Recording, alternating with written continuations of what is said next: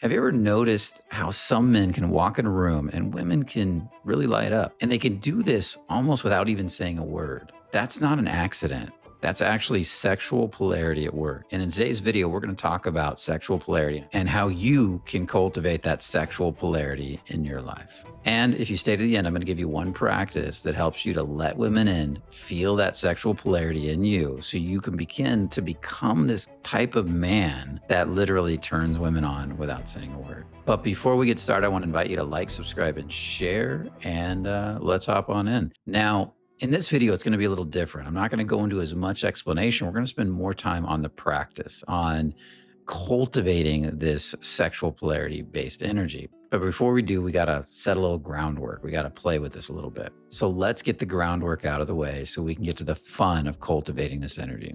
Now, number one, sexual energy is felt. It's not performed. This is very important. A lot of guys are trying to be sexy, trying to act sexy, trying to move sexy, trying to come up with just the right words to say that will trigger her sexual attraction. If I say these naughty words or words that implicate this, she'll get turned on.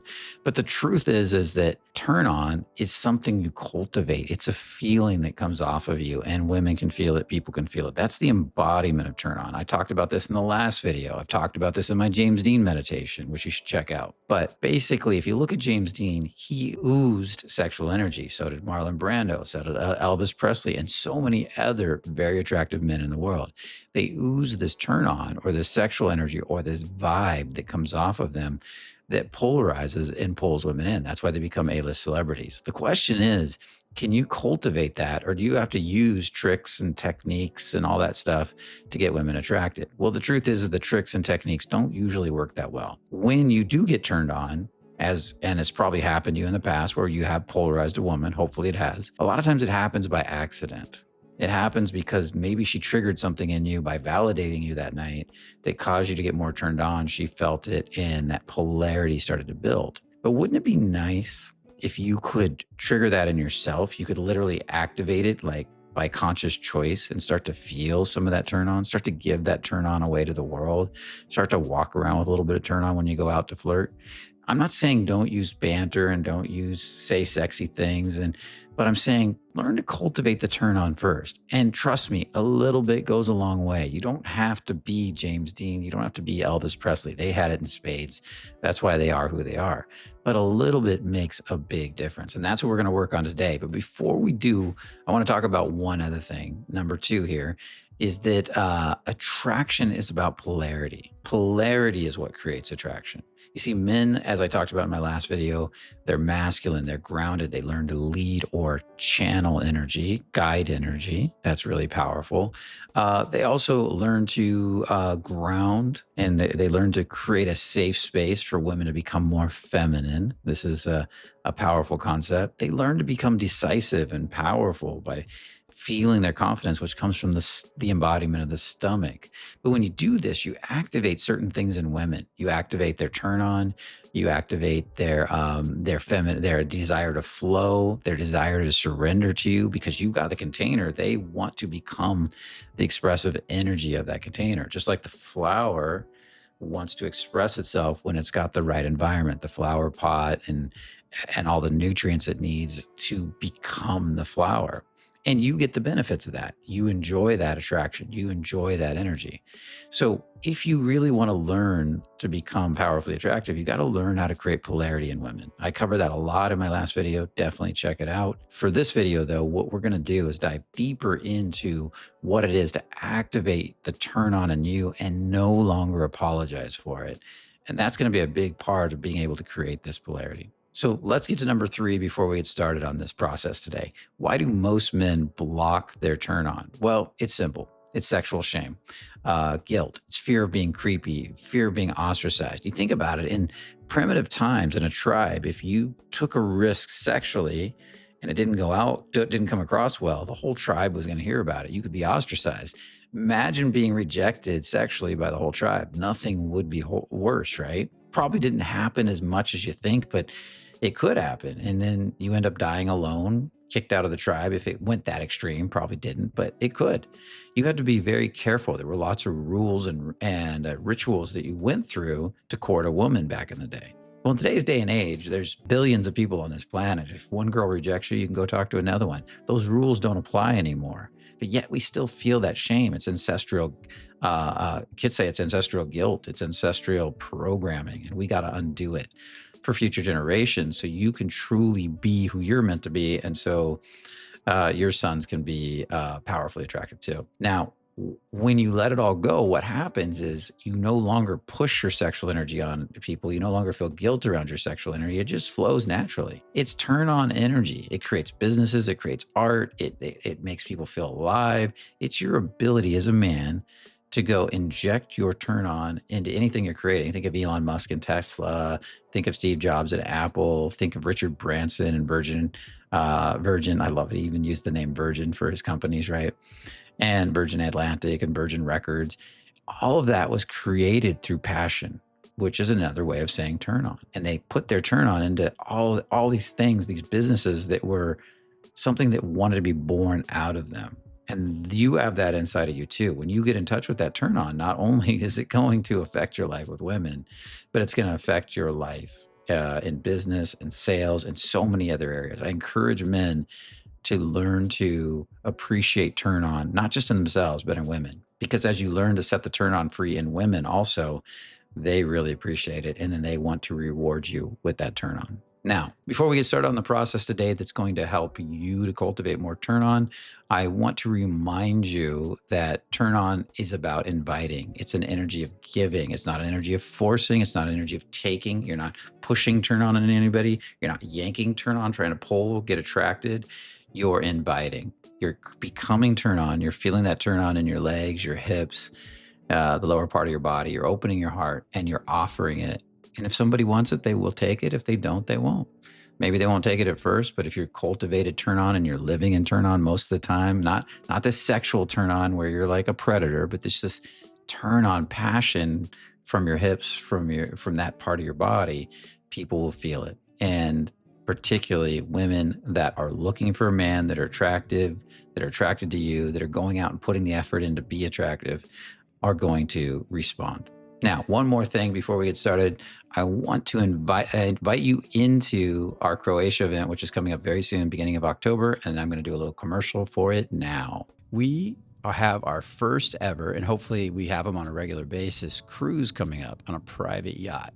It's our Croatia event that we're going to be doing in the beginning of October. It's going to be an amazing event, and I'm going to be teaching every day in the afternoon while we're on this beautiful yacht traveling around Croatia to different islands. Every morning you get to get off the boat and explore a different island. You get to play on paddle boards. You just get to have fun in the sun. There's going to be a hot sauna, jacuzzi. We're going to have breakfast and dinner. You get to go have lunch on the island every day. But every afternoon, we're going to be doing teachings, the energetic embodiment teachings.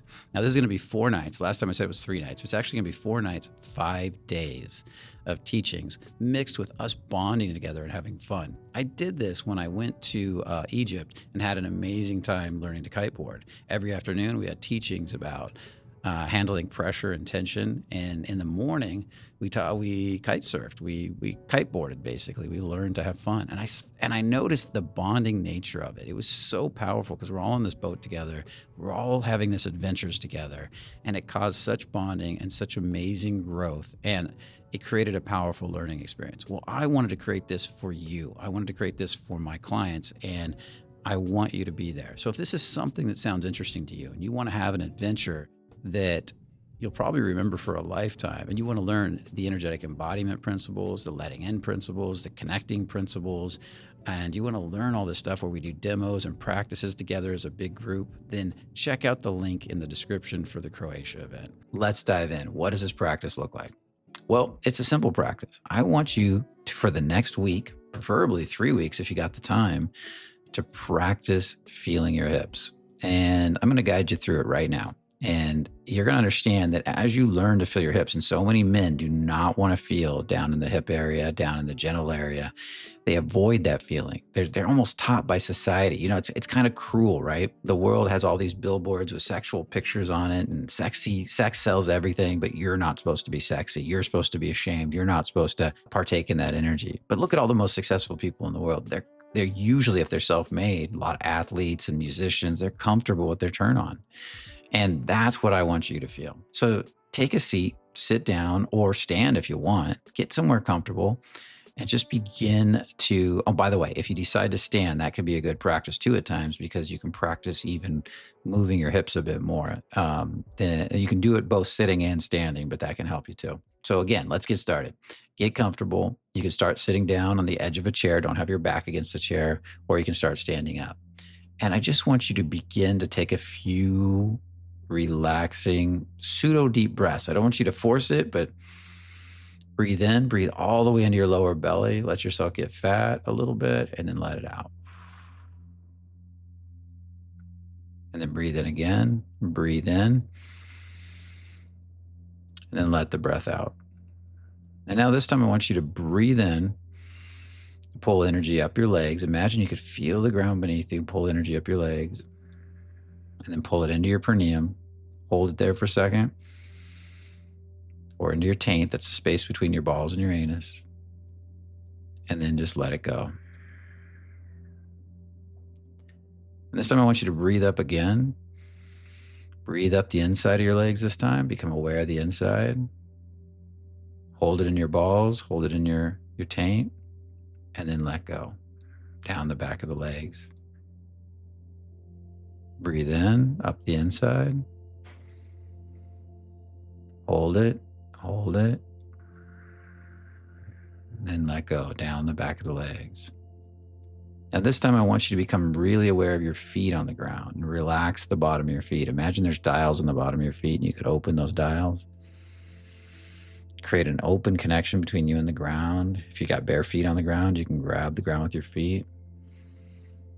And then again, take a breath and breathe in. And breathe up the inside of the legs and feel that horseshoe effect on the inside of the legs, like the energy's talking into perineum, into the genitals, into the balls. And then relax and let go down the back of the legs again. Maybe even some of it's spreading to the outside of the legs. Let's do it again. Breathe in. Feel it into the hips now. Let it spread from the perineum and the genitals or the balls into the hips. Let it spread through the hips.